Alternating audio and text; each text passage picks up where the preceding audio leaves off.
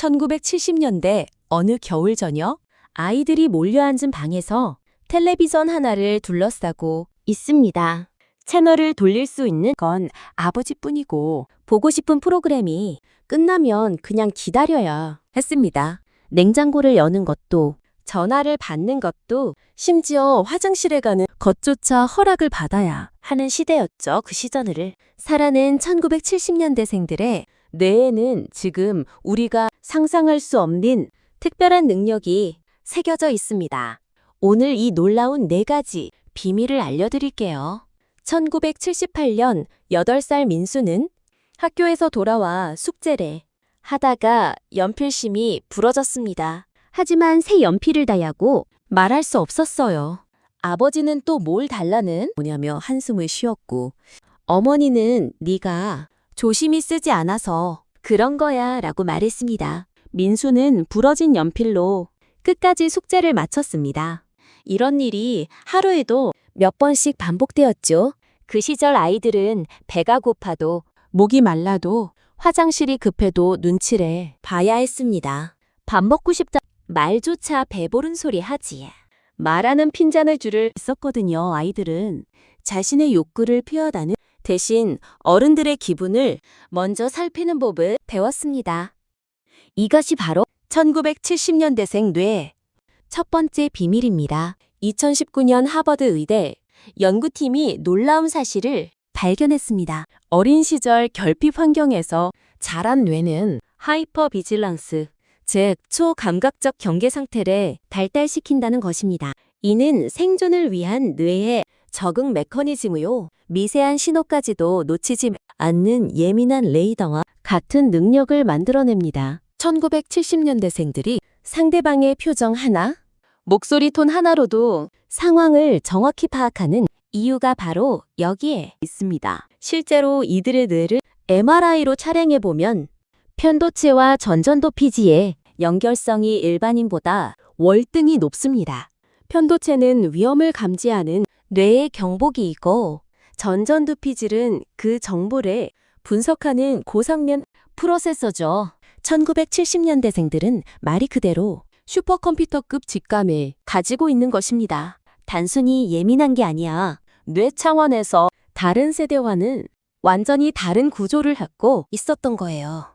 두 번째 비밀은 지연된 보상 시스템입니다. 그 시절에는 원하는 것을 즉시 얻을 수 없었습니다.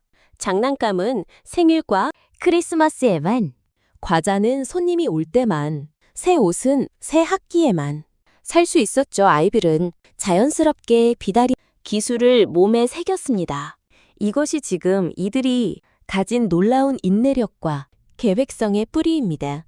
1972년 스탠포드 대학의 유명한 마시멜로 실험에서 자제력이 강한 아이들이 나중에 더 성공적인 삶을 살았다는 결과가 나왔습니다. 1970년대생은 마시멜로 실험을 하지니 않아도 이미 일상 자체가 거대한 마시멜로 실험이었던 거죠. 매일매일 욕구를 참고 미루는 훈련을 받았던 이들의 뇌에는 도파민 조절 능력이 남다르게 발달되어 있습니다. 이들이 지금 중년이 되어서도 충동구매를 잘하지 않고 장기적인 목표를 꾸준히 추진할 수 있는 이유가 바로 여기에 있습니다. 결핍이 만들어낸 지연된 보상 시스템이 오히려 이들을 더 강하게 만든 것입니다. 남들이 포기할 때도 끝까지 버텨내는 힘. 그것이 1970년대생들의 두 번째 무기였던 거예요. 세 번째 비밀은 창조적 결핍 해결 능력입니다. 1975년 어느 여름날 9살 영희는 인형을 갖고 싶었습니다. 하지만 사달라고 말할 수는 없었어요.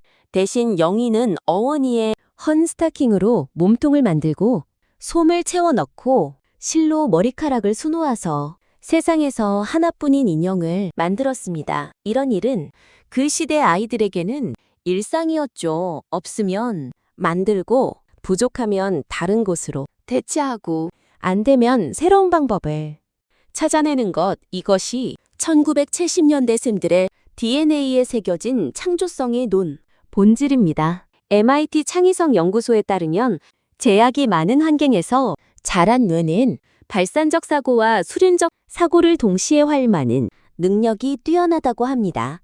바로 이런 환경에서 자란 이들이 지금 우리 사회의 혁신을 이끌고 있는 것입니다. 실제로 한국 대표적인 기업인들과 창업가들 중 상당수가 1970년대생입니다. 그들은 어떤 상황에서고 해결책을 찾은 예변 문제 해결의 천재들이에요. 스마트폰이 없던 시절에 약속 장소를 찾아다니고 인터넷이 없던 시절에 정보를 찾아 헤매며 모든 것을 직접 발품으로 해결해야 했던 경험이 이들의 뇌를 단련시킨 것입니다. 네 번째이자 비밀은 집단 지능의 마스터입니다. 그 시절 아이들은 혼자서는 할 수 있는 일이 거의 없었습니다. 연필 하나를 빌리는 것도, 놀이를 하는 것도, 심지어 화장실에 가는 것까지도 누군가의 도움이나 허락이 필요했죠. 이런 환경에서 아이들은 자연스럽게 다른 사람과 협력하고 소통하는 능력을 기를 수밖에 없었습니다. 1977년 어느 동네 골목에서 아이들이 술래잡기를 하고 있습니다. 술래가 술래를 정하고 경계를 정하고 규칙을 만들고 갈등이 생기면 중재하고 다시 화해시키는 모든 과정을 아이들 스스로 해내야 했어요. 어른들은 알아서 잘 놀아라 라고 말할 뿐이었죠. 이런 경험이 쌓여서 1970년대생들은 타고난 팀워크의 달인이 되었습니다. 구글의 프로젝트 아리스토텔레스 연구에서 성공하는 팀의 가장 중요한 요소는 심리적 안정감이라고 밝혀졌습니다. 팀원 각자가 자신의 의견을 자유롭게 표현하면서도 전체 목표를 위해 협력할 수 있는 능력 말이죠. 1970년대생들은 어린 시절부터 미묘한 균형 감각을 체득해 왔습니다. 눈치를 보면서도 필요할 때는 자주 목소리를 내도 갈등이 생겼을 때는 해결책을 찾아내는 능력을 자연스럽게 기른 거예요. 이제 이 네 가지 능력을 다시 정리해 보겠습니다. 첫째, 미세한 신호까지 잠시하는 초감각적 직감력. 둘째, 장기적 목표를 위해 현재의 육군 조절하는 지연된 보상 시스템. 셋째, 제한된 자원으로 무한한 해결 세계 만들어내는 창조적 문제 해결 능력. 넷째, 복잡한 인간관계에서도 협력을 이끌어내는 집단 지능의 마스터십. 2. 모든 것이 결핍이라는 환경에서 탄생한 선물이었습니다. 지금까지 우리는 1970년대생들의 이런 특징을 트라우마나 상처로만 바라봤습니다. 눈치를 보고 자신의 욕구를 억누르고 늘 다른 사람을 의식하는 모습을 안타까워했죠.